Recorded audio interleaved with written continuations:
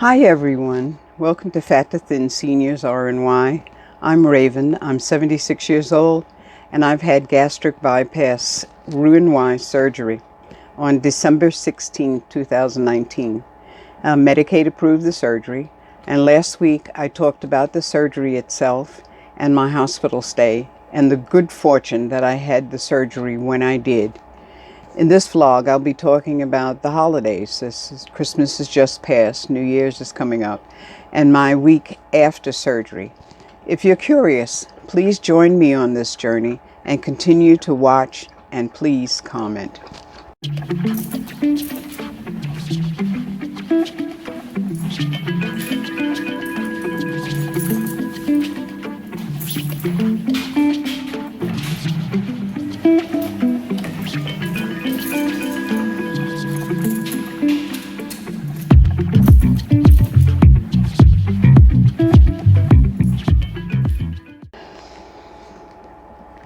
A friend dropped over a few days before the surgery and wanted to know if I was afraid of living and being alone. Actually, and she wanted to also know, was I afraid of the surgery before I had it? Of course, I wasn't afraid of the surgery. What I'm really afraid of is wasting time between now and the rest of my life. I want every day to be full and great and fabulous. I want to do the best I can and be the best I can. I want to laugh all day long if possible. I want to play. Absolutely want to play. And of course I want to learn everything there is to learn, which means of course I'd have to live forever. But I could start. You know what I mean? I've been afraid in many situations. I've been mugged and a few other nasty things. From what I understand, 1 in 3 women have been raped in this country. That means either your daughter, your mother, or yourself. You know. I've been homeless, as I said, 3 times in my life. Twice during the winter. Once, I need to tell you this story. One of the places I left in a quick hurry. Well, it wasn't too quick a hurry, but it was a hurry. And it was in the winter. During that summer, before that winter that I left, someone burned a 5-foot cross on my lawn. I was living in upstate New York at the time. And I said, wow, so I left the cross up there, with the burnt rags and stuff. It took 30 minutes for the fire department to get to my house, and they were 10 minutes away.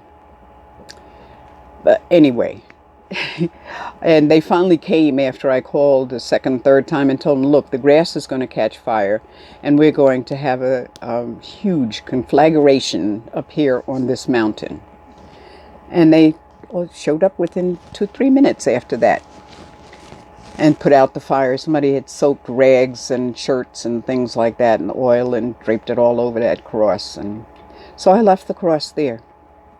I left it there so that the school buses, when they passed by, they could see it.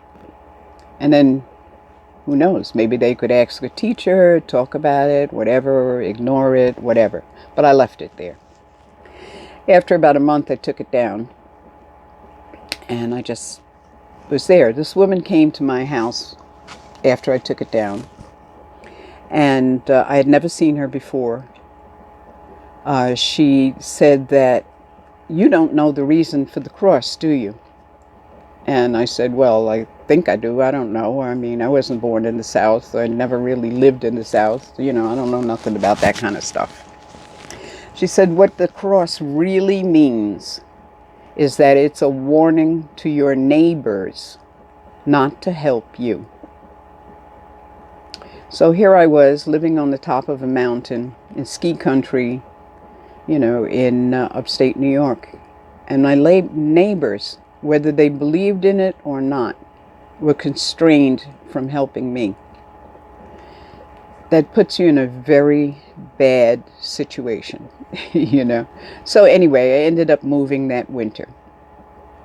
Well, I moved out of the house that winter. I was homeless, still trying to find a job, all that kind of stuff. But I've got to say, that I've been 100% successful in overcoming every single bad day I've had in my life. And so have you. And the last move I did was in the summer. So there's a success. Got it right that time, okay? Do you remember ever wanting a particular gift for Christmas or whatever your holiday is, your return of the sun? Do you want anything in particular now? Anything so much that you play with it in your mind, that you imagine different scenarios, that or how you're going to use it, do it, whatever. Did you get it? Or did you prove yourself right by saying, I'll never get it? We're too poor. There's no such thing as Santa. You know, stuff like that. But as far as no such thing as Santa goes, let me tell you another story. I remember 1 minute, maybe 1 minute of absolute true belief when I was about 10 years old. I don't know. I'm guessing it was around 10. I got up early in the morning on Christmas Day. My mother and my stepfather, my soon-to-be stepfather, well, he never got to be, he died. But my almost stepfather was in the kitchen, and there was this gorgeous tree in the living room. And so I came out and I looked at all of the stuff beautifully wrapped underneath this tree. And I noticed on the right-hand wall these tiny, tiny, tiny little footprints. They were about so big, maybe 2 inches, you know, just perfect footprints. And they were on the wall, kind of walking to the kitchen. So that wall backed to the kitchen. So these tiny little feet, footprints, you know, about so far from the floor, were going around. Now, it didn't occur to me that whoever was going to be walking that way had to be kind of horizontal, you know.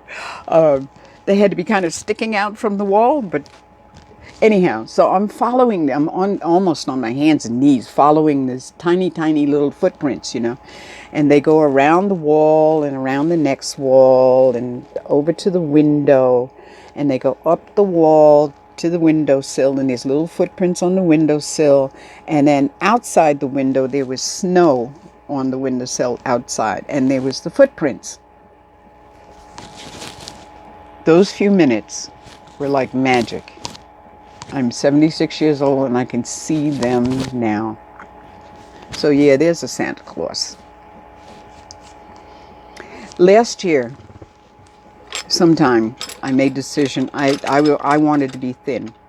Maybe it was a little bit more than last year because I did a year of Weight Watchers and then 6 months of keto and intermittent fasting and stuff like that. But somewhere in there, I decided that I really wanted to be thin. I was working at it. I was putting every ounce of energy I could think of into losing weight, which really didn't happen, but that's okay. And so I made this composite of what I'm going to look like because in the various number of 13 or so moves that I've made in my life, I've lost most of the pictures of myself that I had when I was thin. So I made this composite picture. I took some woman's legs and somebody else's torso, and I stuck my head up on the top, and then I made all of the coloring correct because we were all over the place. So in the intro of this video, you'll see 2020 and you'll see a silhouette. And I couldn't put the picture itself there because of copyright infringement and stuff like that. I'm using somebody else's body, you know, clearly somebody else's body. So I made that body and I put it on my desktop, and I use my desktop like a vision board so that every 10 minutes the picture changes to something else that I want. This is where I want to go, you know. So I put it up there, and every now and then I would just sit and look at it and imagine it was my body and get into the pose, you know, and imagine I could feel it on my body. And as a result, the gastric bypass showed up. And it was kind of really funny how that showed up too, because I really wasn't looking for anything. I was just kind of perusing YouTube and saw this video, very, very short news video about how Medicaid pays for the gastric bypass operations, and got on it immediately. I mean, I started calling people. So, success. Moving in the summer, success, you know. Getting thin, success, finally. And to tell you the truth, since the week before surgery, from, what is it, December 9th, when I started the liquid diet, to now, I've lost 9 pounds, which I think is just wonderful. So, anyway, I'm on the way to the body, I imagine. And then, you know, this whole journey too is getting really interesting. I got some, before I went into the hospital, I bought a container of Panera broccoli cheddar cheese soup, and I watered it down 1-to-1 with almond milk and strained the heck out of it, so it's really just juice, just milk, and with flavoring, you know. And I put it in the little 2-ounce cups and froze a bunch of it. But that was just absolutely delicious. And all the different flavors and things. It's amazing how I hadn't been tasting food before. I think that this space in between, this liquid diet, forces your body, your mind, whatever it is, to not take food for granted. So that was really delicious. I also use 𝒄𝒿𝒄𝒂𝒕𝒆, and I've mentioned them a few times. I'm going to put in a little bit of an explanation about them now, because I've modified it so that I can log in every hour throughout the day, and even keep record of how much water I drink in the middle of the night when I wake up, you know. So I'll stick it right here, okay? Okay, now this is 𝒄𝒿𝒄𝒂𝒕𝒆, 𝒄𝒿𝒄𝒂𝒕𝒆, and this is my home page.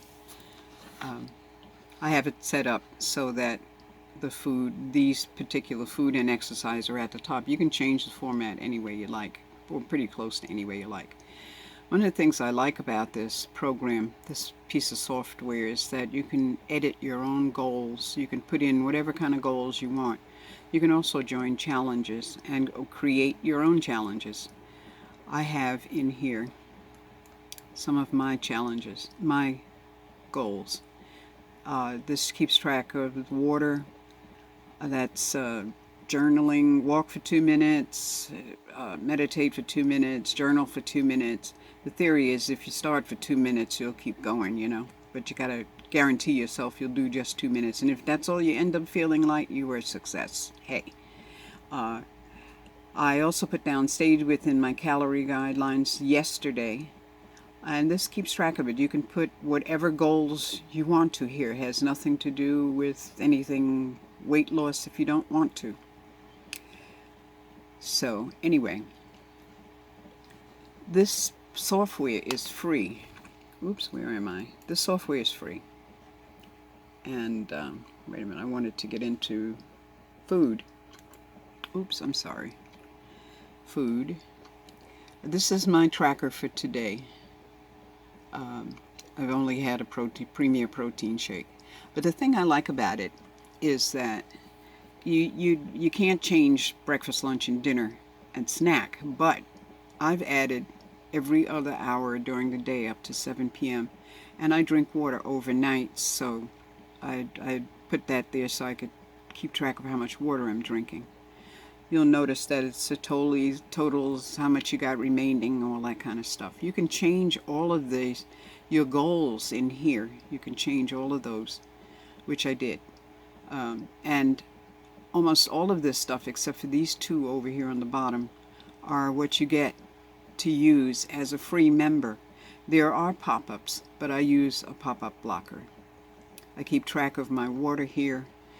This row here, you can add 72 other items like salt, whatever you want to keep track of, and I like that.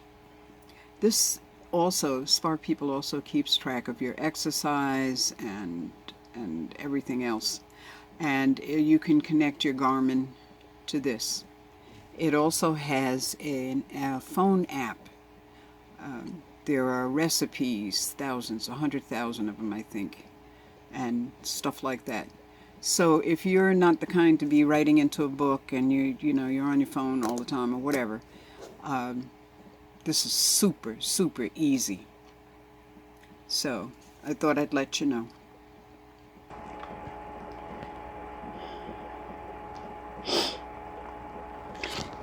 To tell the truth, I'm never lonely. I'm alone. I mean, there's not other people around me. But I prefer it that way most times. I can't say I don't like people. I do. It's just that I think a lot, I suppose. And, there's always something to do. I could always go over to the clubhouse and play cards or crochet or whatever it is I'm going to do. And there are a few of the older people in the park that are really, really cool to visit. So I do that sometimes. And I'm somewhat spiritual, so I'm definitely not alone. And you could find ways to enjoy this season. It doesn't have to be stressful and all that kind of stuff. You could decide to go and take care of somebody else. Enjoy your holidays with somebody else. Go visit some four-leggeds who need your company. It could be fun and memorable. Anyway, you could bring your smile, It's amazing, you go into the grocery store and if you put on a smile, even if you don't really feel it, but you put on a smile, it's amazing how many people will smile back at you and start a conversation and ask you if you need help or whatever, it's amazing. So this year, I got my Christmas presents, or Yule presents. I got my gastric bypass, and which it returned my mind, my body, and my soul together is working. I feel like I'm working together with me now. And it was a blessing that I was open to receive. I also went out and got a dog. His name is Raleigh. Well, his name is spelled Raleigh, Rollie, but they call him Raleigh. Like the cigarettes used to be, for those of you who are old enough to know what Raleigh cigarettes are. And he's a Chihuahua mutt mix. So, but he lived with someone else for a year, and he's extremely skittish. And I said, I would take him for a couple of days to try him out. But he's still very, very, very skittish. And a couple of times he got away and he started running through the park. And he ran up to where she lived, but her rig wasn't there. But her lawn chairs and things were still there. So he keeps trying to get up there. He sat for 2 days on the couch staring at the door, So it's very difficult to pick him up. So, it's strange. So hold on a second. Either I'll try and get him, okay? Okay. So this is Raleigh. Say hi, Raleigh. He's a really good dog. It's kind of small, but really good. It gives me somebody to talk to other than the walls. He's still really, really skittish. She got him from the pound. And she said for the year that she's had him, he's always been skittish like this. And I don't know what his problem is, but we're going to go for a walk. Yeah. Okay. So, have a great day. Have a great week. And Happy New Year to you. If I don't get to talk to you soon. So please like, share, subscribe, ring the notification bell, and don't forget to check the descriptions below. I put a couple of new things in there and took a couple of old things out. And take care of yourselves, and blessed be.